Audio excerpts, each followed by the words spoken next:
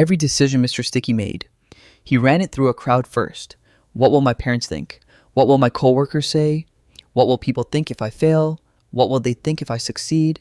What if they laugh?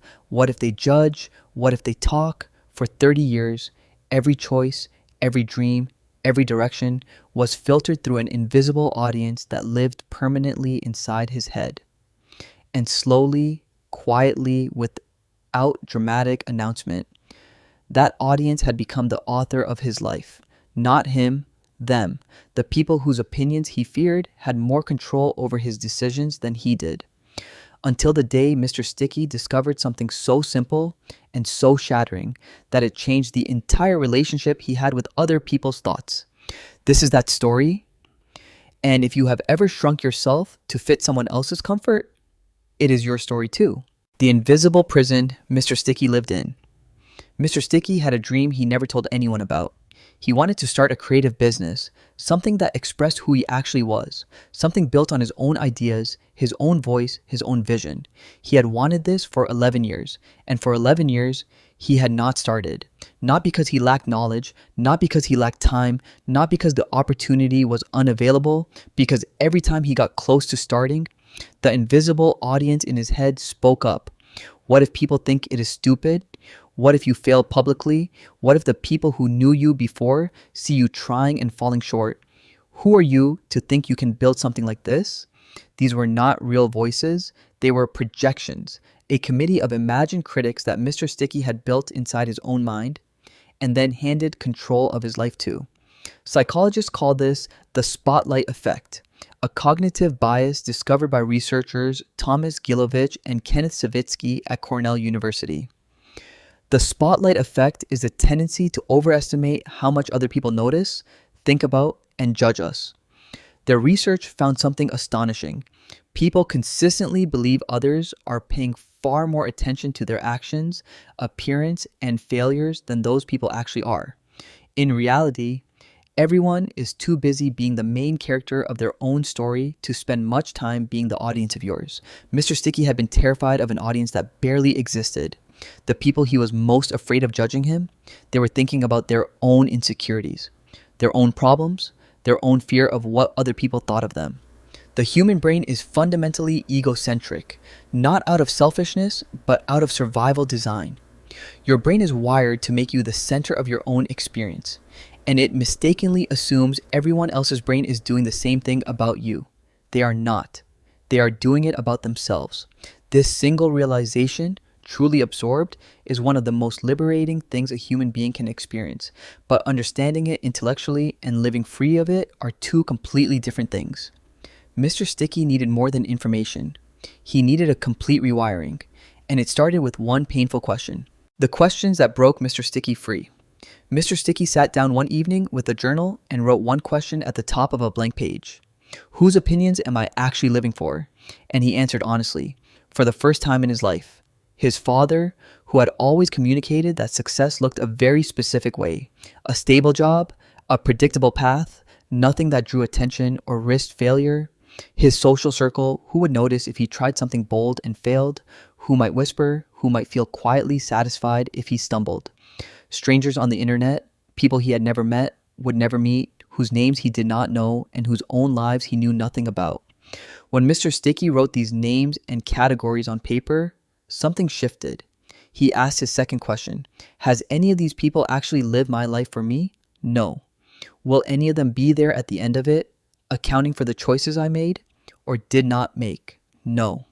If I reach the end of my life having never pursued what mattered most to me, will their approval have been worth it? No.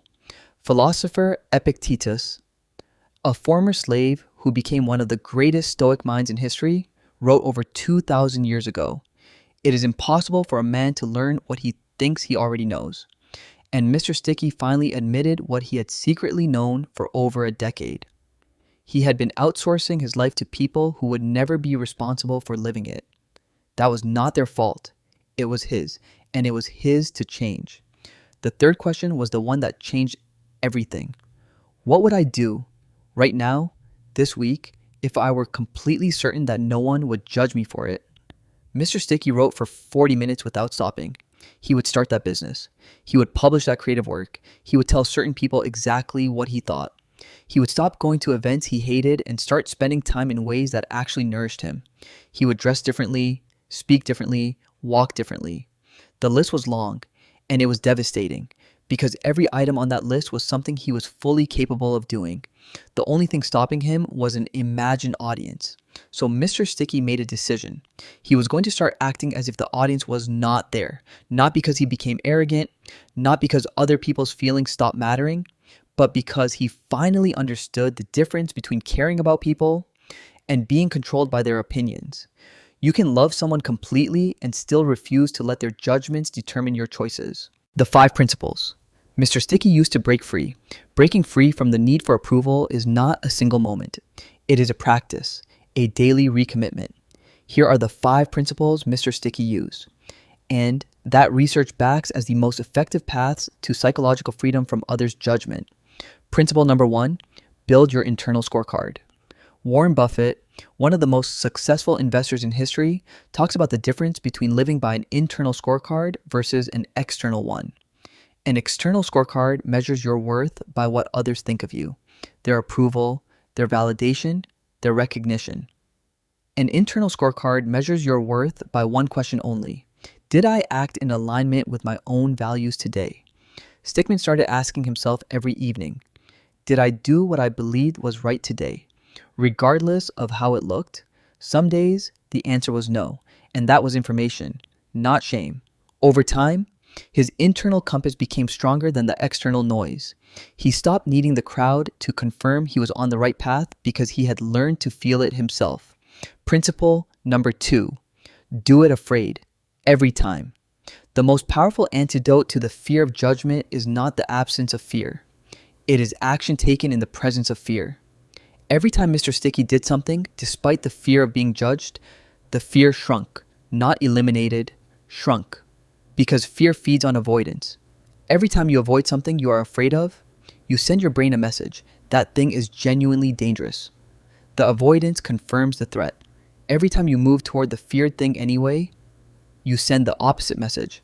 I can handle this. It did not destroy me. I am still here. Psychologists call this exposure therapy. And it is the single most effective treatment for anxiety that exists. You do not wait until you are not afraid. You act afraid, and the fear follows you less far each time. Principle number 3, curate your audience ruthlessly. Author Brené Brown says, I carry a small square of paper in my wallet with the names of people whose opinions of me matter. If you are not on that list, your feedback is not data. Not everyone's opinion deserves the same weight. The person who has never tried to build anything does not get a vote on whether your attempt is worth making.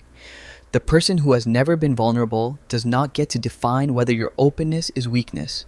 Mr. Sticky made his list. 4 people. People who had earned the right to his vulnerability through their own courage and consistency. Everyone else, he could hear their opinions, even consider them, but they could no longer control him. Because he had decided in advance whose voice counted. And he had made that decision from a place of clarity, not in the heat of someone's criticism. Principle number 4. Separate your identity from your output. One of the deepest roots of fear of judgment is the belief that what you create or attempt is the same as who you are. If your work is criticized, you are worthless. If your idea fails, you are a failure. If someone disapproves of your choice, you are wrong. This equation is false, and it is the source of enormous psychological suffering. Mr. Sticky learned to hold his work and his worth separately. His work could fail, his business could struggle, his ideas could be criticized, his attempts could fall short.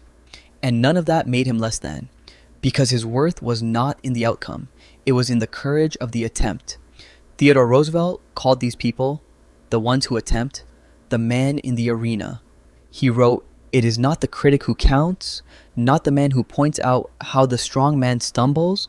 The credit belongs to the man who is actually in the arena, whose face is marred by dust and sweat and blood, who strives valiantly, who errs, who comes short again and again, but who does actually strive to do the deeds." Mr. Sticky chose the arena, imperfect, uncertain, exposed, over the empty safety of the stands. Principle number 5, reframe the judgment as data. When criticism or judgment came, and it always comes, Mr. Sticky learned to ask one question instead of spiraling. Is there anything useful in this feedback? If yes, extract the useful part, discard the delivery, apply the learning. If no, acknowledge it was received, and release it completely. This reframe transformed Mr. Sticky's relationship with criticism. Instead of something to be feared and avoided at all costs, it became information to be filtered. Some of it useful, most of it not, none of it defining. What Mr. Sticky's life looks like now. 14 months after Mr. Sticky began this work, he launched the creative business he had delayed for 11 years. Was it perfect? No. Did some people have opinions? Of course. Did some of those opinions sting? Yes. The first few did, but here is what else happened. People connected with his work in ways he never expected. Strangers reached out to say his work had helped them. A small but genuine audience found him, not because he had performed for them, but because he had finally stopped performing and started creating from truth. His father, who he had feared would disapprove, said something Mr. Sticky never anticipated. I always wondered when you were going to finally do this. 11 years of imagined disapproval. That had never existed. And the people who did disapprove, their voices, when they came, were exactly as survivable as Mr. Sticky had feared they would not be. He heard them, he felt the brief sting, and then he kept going. Because the pain of being judged, it turns out, is nothing compared to the pain of spending your whole life avoiding it. One is temporary, one is permanent. Here is your action plan starting today. Step 1, write the question. What would I do this week if I knew no one would judge me? Write for 10 minutes without editing or censoring. Just let it come. Step 2, identify your real audience. Write the names of 2 to 4 people whose opinions genuinely matter and have been earned. Make the list small and intentional. Step 3, pick one thing from your question 1 list, the smallest version of it, and do it this week. Not perfectly, not completely, just begin. Step 4, when the fear of judgment comes, and it will, say this to yourself: I am afraid, and I'm doing it anyway. Their opinion of my attempt does not determine its worth. Step 5, notice that you survived. Notice that the world did not end. Notice that you feel more like yourself than you have in a very long time. Repeat. That is the entire practice. At the end of your life, you will not be surrounded by the people whose opinions you spent decades managing. You will be alone with the choices you made, the things you built, the person you became, the moments you showed up as fully yourself, and the moments you shrunk to fit a space that was always too small for you. The critics will have moved on to criticizing someone else long before the final page of your story is written. Only you will have lived it. Make it yours, not theirs, not an edited, approved, pre-reviewed version designed to offend no one and inspire no one. Yours, raw, real, imperfect, alive. Mr. Sticky finally did. And the life waiting on the other side of other people's opinions turned out to be more than he had ever imagined. Yours is waiting too. Subscribe, and I will see you in the next story.